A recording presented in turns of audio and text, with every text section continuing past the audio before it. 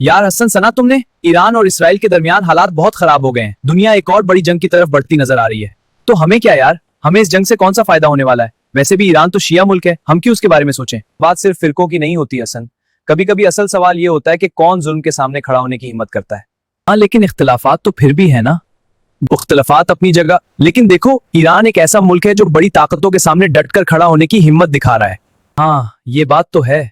और जंग में सबसे ज्यादा नुकसान तो आम लोगों का ही होता है।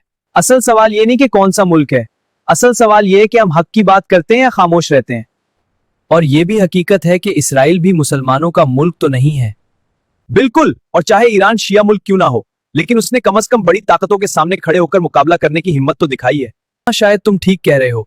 फिरकों से ऊपर उठकर देखें तो ईरान कम से कम डट कर खड़ा तो हुआ है। इसीलिए बहुत से लोग कहते हैं कि ऐसे वक्त में ईरान की हिमायत करनी चाहिए, क्योंकि वो बड़ी ताकतों के सामने झुका नहीं। और सबसे बढ़कर हमें दुआ करनी चाहिए कि अल्लाह दुनिया में अमन और इंसाफ कायम करे। आमीन।